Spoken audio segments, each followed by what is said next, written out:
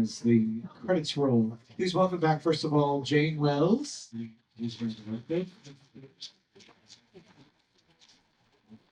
We have the composer, Brian Keane, here with us. Some beautiful sound that we were just seeing.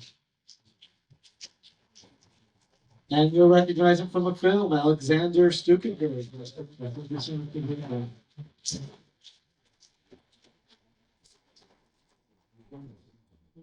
We'd love to make you a part of this conversation as well, so I'll just start with a few questions and then we'll hand it over to you. But Jane, let me start with you. Why did you decide to make this film? I have no idea, because I thought it was a good and important story, and I had seen Stolpersteine along the way, but I didn't know anything about them. And the first one I saw was in Rome, and I had no idea that they were created by this one artist, and Ulrika Citron actually told me about it, and I just thought that would make a really great film, but I didn't realize how involved her family was and the incredible people I would meet along the way, like Emil Schreiber and Alexander, so it just took off. I'm going to go in order here. Alexander, we're saving you for last. But Brian, I'd love to hear how you got involved and how you chose the beautiful composition in this film and how you chose how to approach this topic. Well, I got involved because I knew Jane from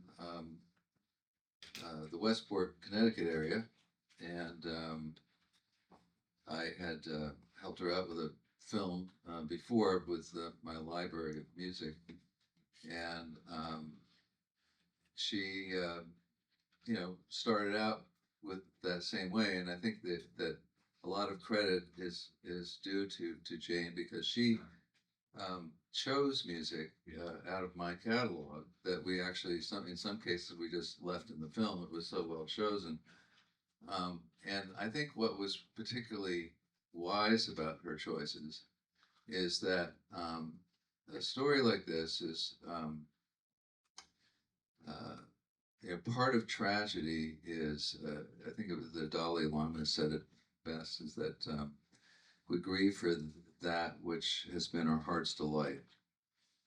And part of humanizing this story and fighting the dehumanization process that still goes on, I think is to realize that we're talking about human beings with families and people who love each other. And the music has to be loving in order to really get at the full range of the emotions involved in this process, because that's human beings are loving. And I think that was smart on Jane's. And then, of course, we wrote music that was designed to do what it did. Did it very well. I think it's an important message, and we'll dive into that a little deeper in a moment. But Alexander, I want to bring you into this conversation as well. Is this your first time seeing this on the big screen? Oh, no. You've seen it before. I'd love to hear your reflections on this from your perspective that you bring there as one of the real, participants of making this happen and coordinating these efforts. Yeah, well, some people probably saw me watching the movie, and every time when my part comes, I have to close the eyes and the ears, because otherwise I could sit here now.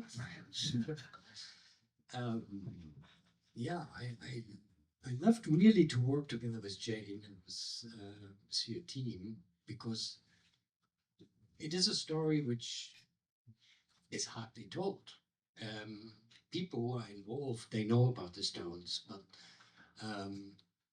we are not a big team who actually is active in promoting them. We are waiting until organizations or little communities come up with the idea we want these Stones, or individuals contact us. So it is growing, but it is on a nice way going. How big is your organization? How far reaching? How many countries do you work in? Stolpersteine are now lying in 31 countries, all over Europe. We haven't made it yet over the ocean. And we assume that there are now about 106,000. Because I say assume, we make stones and we actually then send them to the communities or the municipalities, and they actually then decide when they're gonna place the stones. Most of the times the relatives are invited to join, or the relatives, they do it themselves. Just sometimes we actually don't know how many municipalities are having Stolpersteine because it's quite big. Are there any countries in Europe that do not do this? Yeah. Yes. Yes. Was that Belarus No, is but I mean, I just. Belarus is definitely having troubles. And also, I think, you know, it's interesting to note that there are Stolpersteine in France, but the city of Paris does not Yeah. tolerate. Yeah. And Of there's course. only one in Paris, and there's also only one in the United Kingdom so far. So it, you know. Yeah. That Paris is quite sinful, I would say.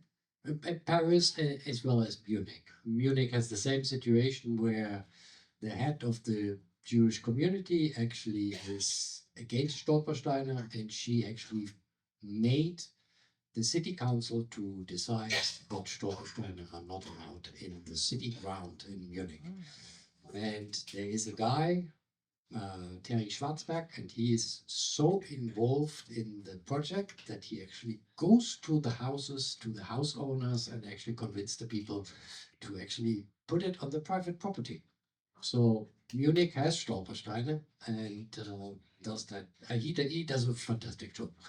And why does a member of the Jewish community object to it? What's That the Jews are kicked with the feet. But I also have to tell that Stolpersteine, as you saw it, are not per se only for Jews, only for murdered Jews. We place Stolpersteine for every victim of the Nazis. And this way we also learn more and more about victims. And for example, I read recently something that the Nazis, after D-Day, and the GIs, actually, some GIs had to surrender and they actually gave up because they saw that the situation they are in is helpless. So the Nazis actually just separated the black people and killed them. And they were not Jews. I want to take a little bit of a deeper dive here into this concept of dehumanization, and I believe that's one of the lessons we could take as a society, and any society in the world needs to always, you know, remember that even in our modern times, but especially now. My question really is, if this is an interesting film because it's not just about the history. It's really about how we commemorate and how we remember. And I'm wondering why this is important for this concept of how we remember. Why that's important for audiences to see right now. Oh, is that We could start with you. Well, I think, well, obviously, we finished this film just before October 7th, but so when the mayor of Harlem says, you know, there is some anti-Semitism now, obviously that is more of an issue perhaps than it felt like it might have been a year or two ago. But I think that as survivors are dying, we have to find new ways to remember and to honor those who were killed by the Nazis. And I think that it also is important to see how this kind of memorialization connects to other community, to not just victims of the Nazis, perhaps, but also to other peoples who have been victims of genocides in other parts of the world, including where we sit and stand today, arguably. I think we have to find new ways to remember and to honor those who've gone. And I do like the way it brings the community into that memorial process. And then there's something sort of global in how a community will remember and who they will remember in this beautiful way. And I think it's also, I just want to say, I think how we use art in remembrance and rehumanization is very important. So this is one artist's work. Another artist here will help us with that through the music. Alexander does it through his craft and the care he has. So it's just, you see many different, Tristan Bayless, who did the sound, is here using his craft. And I do like the way there are so many different people who come together in the film, but in stories like this. While we're talking about people who contributed, I'd like to point out Dan Barrett, who was the cellist in the film. Dan, you want to come up to the right? There it is, Dan Barrett. And we also have two members of the string section here, Roxanne Bergman and Leo Hufford. Beautiful string here, they were playing the orchestra. And of course we have the mixer for the film, who did such a wonderful job as well. And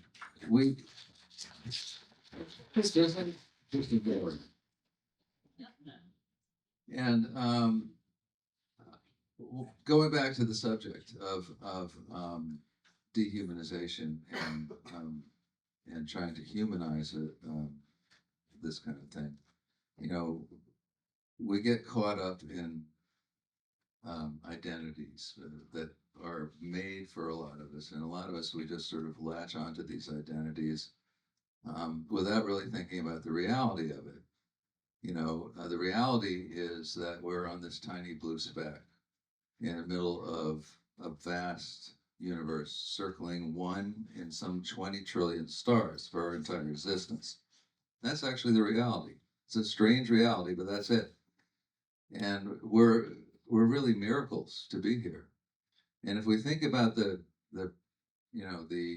what should be our priorities with that, given that reality, I mean, what good is money if you don't exist, right? I mean, existence is the number one thing. It's the number one miracle. And, people get messed up with sort of goaded into power situations, and they get the truth distorted from what the reality really is. If we're thinking about reality, we're thinking about, how do we make an existence a wonderful thing, and how do we preserve our planet for the next people who are going to exist after us. These should be our priorities as one people who are all on this planet. And when you cross Vermont into Canada, the trees aren't that different when you go one side of the border to the other side of the border. This is a man-made fiction that we all sort of salute to. And I think that's part of the dehumanization process too. And my thinking is that the things that we have in common, we love our family, we all have to eat, we all have to breathe air, and another thing, which is a really wonderful thing to be working in, is the universal language, is music. And music can convey things on all kinds of artistic levels, and one of the best things it conveys is emotion. And that's the beauty about scoring film, is that you can convey emotion. People don't even know why that is, that they're feeling certain thing, but and the director knows.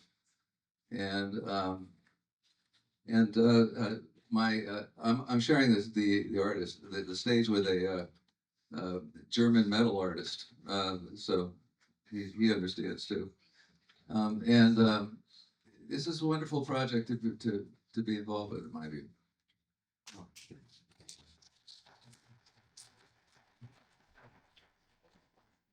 Alexander, did you want to add it, or should we take some questions from the audience? I would just say that I've watched the movie before without music, and I had to check some stuff, and I was quite disappointed.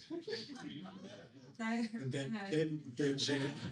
then Jane sent me the film with color correction and with music, and she said you have to watch it on a big screen. I didn't do that, but I watched it on my little laptop, and I couldn't stop crying. It was really, really powerful what you made. Really, thank you for that. Any questions from the audience now? We have a microphone that we're going to pass around. There's one right here.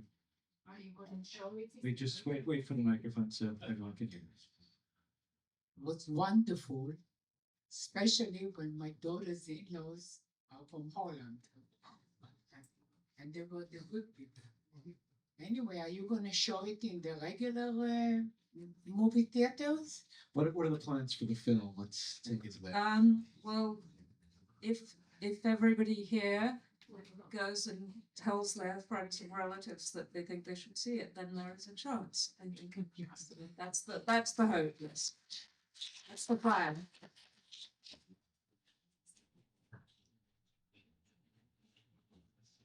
Thank you for this, first of all.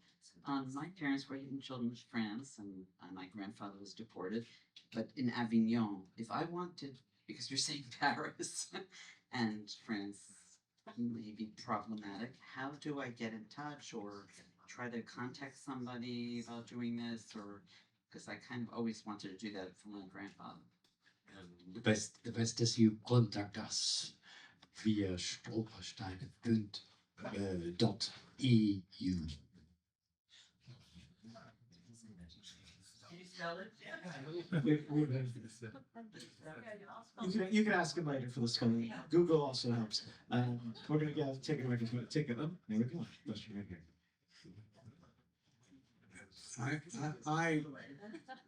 I work at the Art Students League, and they asked me, wow, when is it going to be shown again?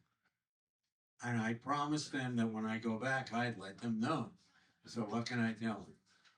I think that what you should tell them is to go to our website, threegenerations.org, to follow us on social media, and or go to Menentia Films, the distributor. Call up Menentia Films, the distributor, and say that you would like a screening. But we will have all the upcoming screenings on our website, won't we, Daniel? Yes. And Remy. And the other thing I just want to say is a slight aside plug for Three Generations, who made the film, is that we are very excited that we are going to have a special luxury VIP trip to Amsterdam, which we will be auctioning in a couple of weeks, that will include a private tour of the workshop, a luxury hotel, a private tour of the new Holocaust Museum in Amsterdam, led by Emil Schrijver, who you saw in the film, and also a private tour with the director of the Anne Frank Museum. So all those things are available on Charity Bars to be auctioned in about 2 weeks. So will that be on your website? Yes, I will be. It will be all over our website too. Thank you. So you got to hold on to the mic. Sorry about the promotion. Well, first of all, I'm wondering how many people in the audience have had this experience of having a Stukenberg put in front of your noses. So I recently did as well, less than a year ago in Braunschweig, Germany. And, That's where my dad comes from. and Gunther was there. Wow. Gunther Deming was there, and what I wanted to talk about was a couple different things, and one was from grandson's point of view, looking out over the stones. I had to give a little talk, looking out over the stones. I realized that this was also my ancestral home, and that had a very interesting connection for me for that to happen. Number one. Number two is he did 4 other settings that day, and they were all non-Jews. There were communists, there were gay. It was kind of this fascinating mixture of people. Braunschweig itself had 500 stones laid so far, but he spent 1 hour of his day going around and fixing the faced ones, which well, I mean, so that's part of this culture as well, is you have to keep it up, and he's, I called him the Lone Ranger. I mean, because he kind of like shows up, he does his thing, he gets back in his van, and he keeps going. That's wonderful. I would so that Jane has a ancestral connection to this subject too. You didn't mention that to the audience; they may not know that. I do, yeah. Why don't you tell us what it is? Because everyone wants to hear, I think. No, it's, I mean, that's sort of the next film, but you mean my father was responsible for documenting the concentration camps for the British and American governments at the end of the Second World War, and that's part of his history and my family history, and there are a couple of films about that have been made, but I only discovered myself that he had, close relatives who were killed in the Holocaust, because not only did he never talk about it when I was growing up, no one knew for 40 years, but I didn't find out until a couple of years ago through 23andMe that the close family had also died, because the silence was so complete that nobody in our family in England knew. Or they knew, but they just didn't tell anyone of us. So Alexander, just wanted to address my first question to you. So my parents were Belsky partisans. My family's from Belarus. I will tell you, I'm familiar with the obstacle of laying the stones there, but they did actually do something else in my parents' city, which was Novogrudek, to memorialize those who were killed. One of the things that struck me about the movie, though, was your reaction at the end. So obviously there are a whole bunch of messages in the movie, but I was curious about your feelings and your experiences, because when you answered the question about your feelings, you said we. You weren't only speaking about yourself, you were speaking about, it sounded to me like much of the population of Germany. So I wanted to ask you if you could elaborate on it, about what is the feelings, the emotions of the German population about the history, the past, and about what happened.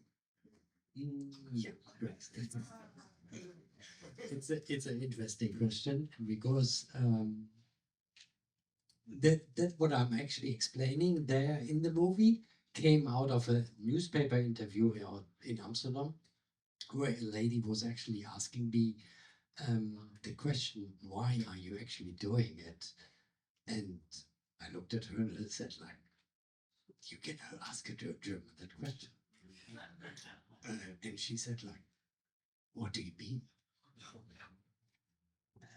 I said, like, we Germans have this,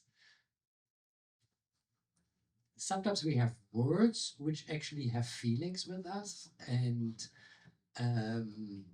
Weltschmerz, for example, is one word which has nothing to do with this, but and I was actually explaining to her that it is for me a bit like a guilt feeling that we have to do something but we cannot fix it, but we can try to prevent that it doesn't happen again, and that we have the responsibility to actually work against that. And while I was explaining that to her, then I said, like, that is a feeling which Most of the Germans have. And then I was doubting that. So I actually went to the employees from the Goethe Institute and I said like, okay, you don't say anything right now, but I just say one word and you explain or you tell me what feeling comes up. So I went to the people and I said Holocaust.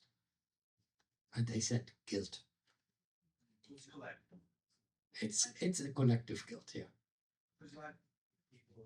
So we're just gonna let, because nobody can hear you without the microphone, so we're gonna pass the mic now to the next question, if that's okay. Right here, up front. Nope. Hi, thank you all for such a beautiful and moving film. I'm sorry Ulrika is not here, even though I don't know her, my husband does. But it's what I want to say is that I work a lot with psychologists, and they have a term that's called ambiguous loss. And it's the kind of loss that you experience when you don't have a body, in essence, but you have a memory or you feel the loss somehow. And maybe it's not your own loss, but your parents' loss. And I think that the Stolpersteins, which my husband has laid for his family, which died in the Holocaust, are an absolutely beautiful way of dealing with that issue, because just the coming together of people to do it provides a service, a memorial, a funeral that was never had for people who may never have really been known. And I think that the modest way that they appear on the ground makes them very organic. They're very personal, and I enjoyed learning about the history behind how they were made. We were lucky enough to have Gunther actually laid the Stolpersteins for my husband's family in Brussels. And it was amazing. I need to tell you how so many people came out to see what we were doing and were so interested, had no idea that a family lived here that had died in Auschwitz. And, many people stopped to talk to us and listen to the story. And it's just such a wonderful thing that you've done. And I think it's a wonderful, humane answer to so much of the hatred in the world now, and such a positive experience for people who were able to participate in laying the Stolpersteins. So thank you. Thank you. There's time for one last question. There's something right here. There seems to be a zeitgeist in Holland to confront the Holocaust. The fact that Levitsky just did the museum that's opening up. There was another 6-hour film that was done about people in hiding. There's another hiding project that's going on. And I'm wondering, is there anything in Holland that sort of created the zeitgeist of confronting the past? And the other is, how did you get to Ulrika Citron? Did she come to you? And how did you pick the other family? Because there must be so many other families to feature. I'm just going to quickly answer that in reverse order and give Alexander the zeitgeist question. For me, I had met Ulrika here in New York through Shoah Foundation, whatever. She's on the board of my organization. She told me about Gunther and the project, and I got very interested. I started to read about it, and then we decided to go together, and she was going to show me and introduced me to Alexander. Then I met Emil, then Judith, right? I mean, just each person led to the next one, really. And what we were very lucky about was that everybody that we filmed came together for the final scene for that ceremony. So it just was organic and very natural, and everybody seemed very keen to cooperate and to be involved, including the ambassadors and various other, all the people who were there. And zeitgeist, I think is Zeitgeist, I probably wouldn't use that word. I would say that I think I'm not an expert in this. I'm just making stones. But what I see quite often is that everybody in the Netherlands was in the resistance. But the Holocaust in the Netherlands couldn't work with only the Germans. And so that is wrong. And a lot of time, that's also what Emil Schreiber says, a lot of time they were lifting the carpet and just put everything onto the carpet. And I think now they are just cleaning up the carpet.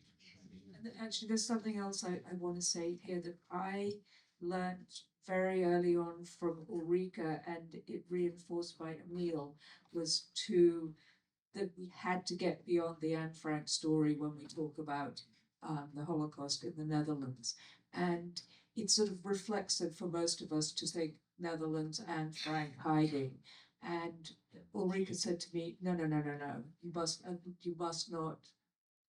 You don't need to film there. You don't need to go there. You don't need to speak to the director there. Everybody knows that story.